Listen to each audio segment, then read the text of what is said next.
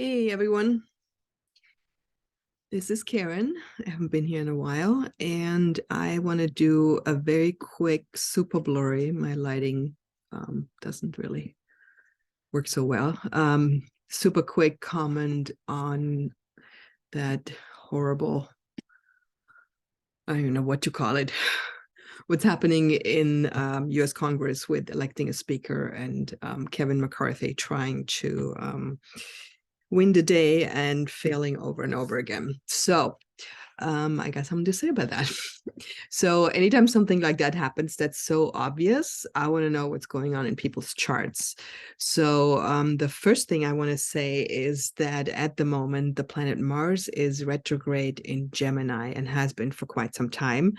And whenever a planet is going retrograde, that means that the energy is, instead of going this way, it's faced towards us. And it's sort of a invitation to reevaluate, to look at something, to sometimes with Mars, because it's so aggressive, it can almost like go into self-abuse. And if you, what's going on right now, that's being turned down, what is it now, 11 times for speaker? That sure sounds like self-abuse to me. But anyway, so you also don't really want to start something when Mars is retrograde, because that's not a great portent of the amount of energy that's available to you for whatever project you have. In this case, the project is the US Congress, which is kind of scary. And Mars doesn't go direct until the 12th of January, and I think they're probably going to figure it out before then.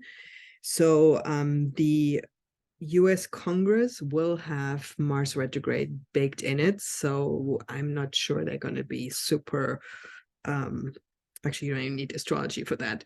I don't know how much they're going to get done with that kind of energy. So that's the energy of Mars retrograde. Now, if you want to look at how it impacts Mr. McCarthy, this is his chart. Let me just move myself over here.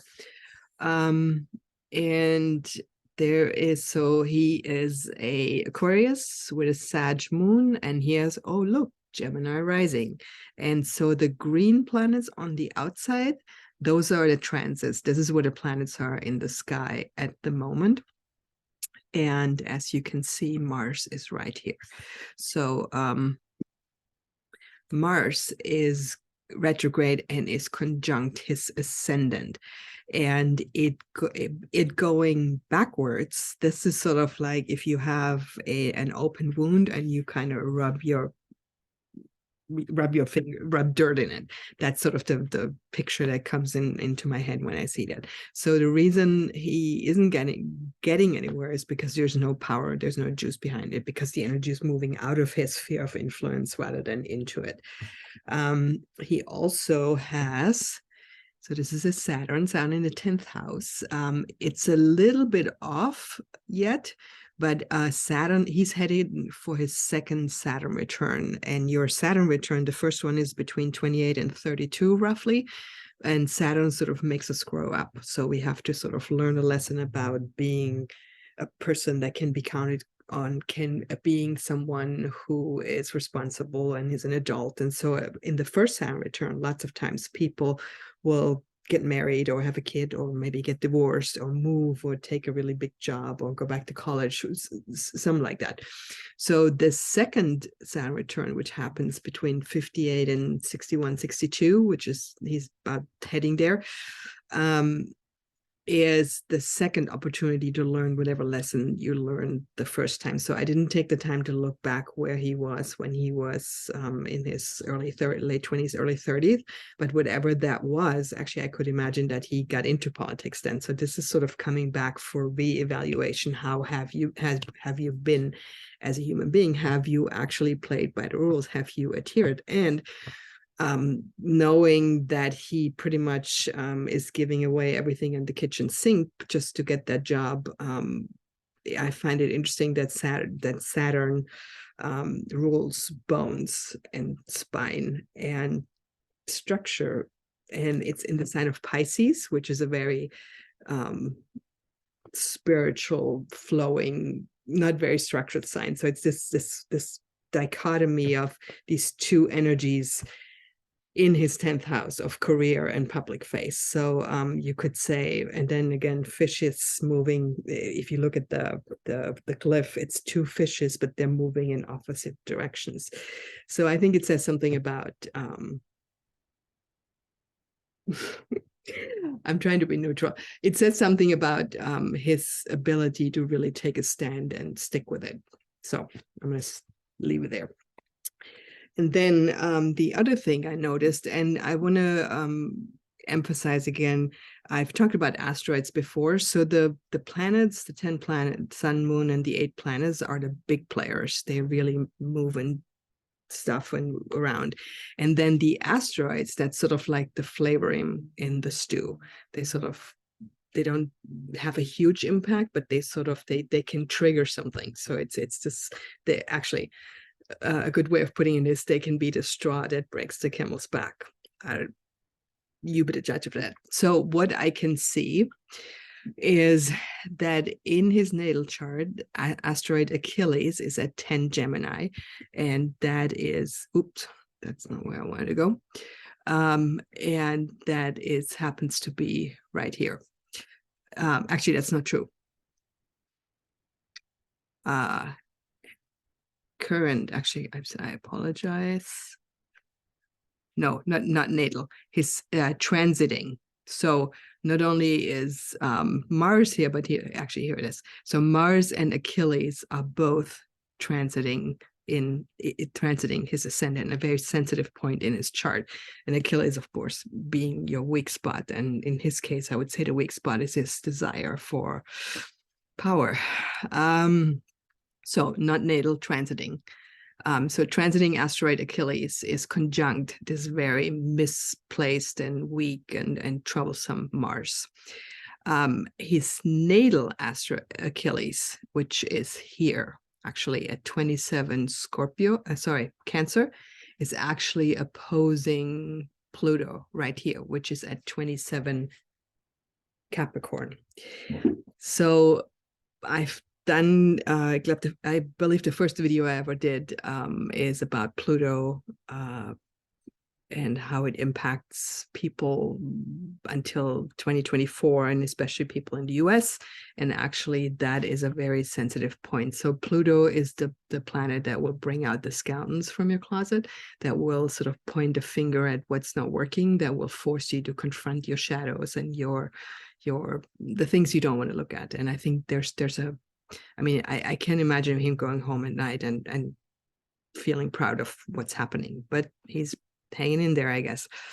And then transiting asteroid Karma is conjunct his natal Karma. So you've got Karma here at 16 Capricorn, and Karma is right up here. I think it's at 12. So that's also has, again, this kind of like flavor of something coming around for reevaluation. And then finally, in that soup here, in his natal chart, the asteroid Lilith is at 12 Capricorn, and it's also conjunct all this karma. And Lilith, I think I want to say, Lilith was the first wife of Adam, and basically she left him because she didn't want to be told what to do. Good for her. But I think that is sort of, I want to say that I could see a woman with 3 letters in her name represented by that. Actually, I don't know what her birth chart looks like. Anyway, so there's something about playing with fire and sort of possibly getting burned. So all of that to say, in my opinion,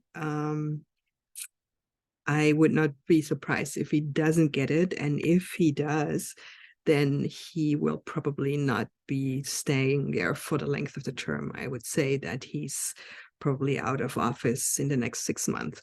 Like I said, Mars retrograde is turning direct on the 12th, and then it takes a while for it to come back to the place where it was before it turned. And actually, I haven't looked that up, but if he does get in, I don't give him more than 6 months in office.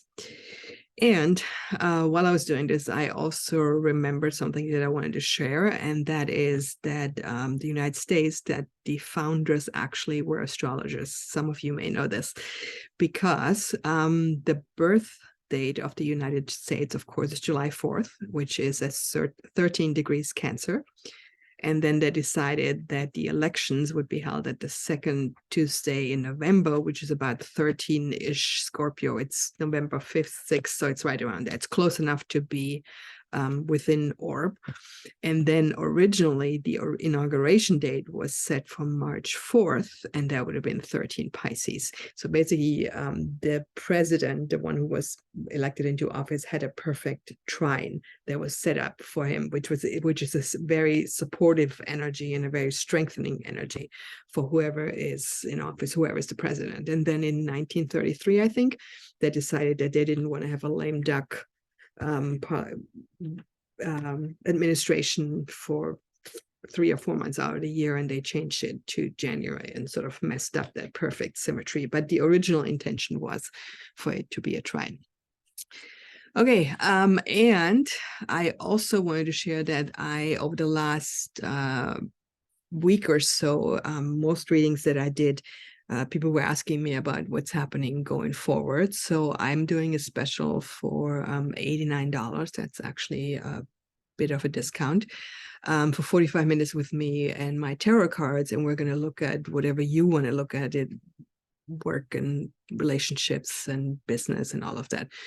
45 minutes is a long enough time that we can look at several of these areas. And we're going to look at how last year went and what you need to do different or change to move forward, what the next right step is and how it's going to work. If you want to book that, there's a link here, and I'm going to put a link in the show notes as well. Okay, that was it. Thanks for listening, and I will talk to you later. Bye.